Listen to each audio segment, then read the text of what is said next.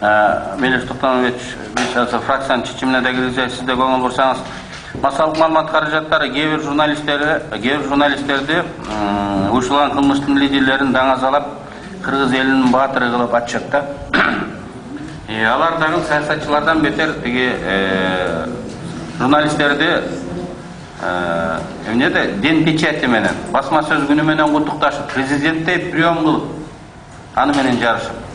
Анан депутат журналисттерибиз, главный редакторлары жабылып, чайын ичип, анан ушул мактап гезиттеринде жазат. Биз буга тыюу салышыбыз керек, законодательно бул бизге тиешелүү. Экинчиси, бардык мамлекеттик чиновниктерге тиешелүү. Ушул кылмыш дүйнөсүн мактап, ошону пропагандалаган гезитти, массалык маалымат каражатын менен кызматташпашыбыз керек. Андай журналисттер менен кызматташпашыбыз керек. Аны изгой кылышыбыз керек. Эгерде ошол анапия берген чайды ичип мактаган журналистке сизгече МВДнын 90 жылдыгында грамота же медаль берип койгон болсоңуз, анда мындай баштаган ишибиз, мен билбейм, сиздин тизмеңизде барбы? Баштаган ишибиз жок чыгат да, ошон үчүн силерде жанагындай чорун тизме болуш керек.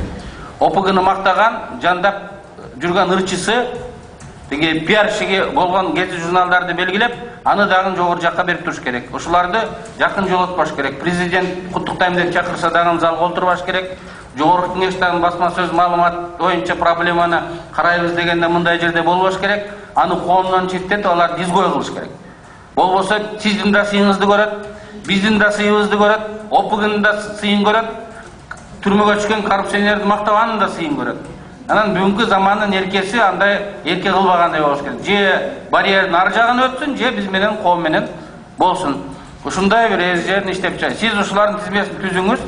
Биз тиешелүү мыйзамдарды киргизип, жогорку кеңештин токтому менен мамлекеттик уюмдарга ушундай рекомендация берели.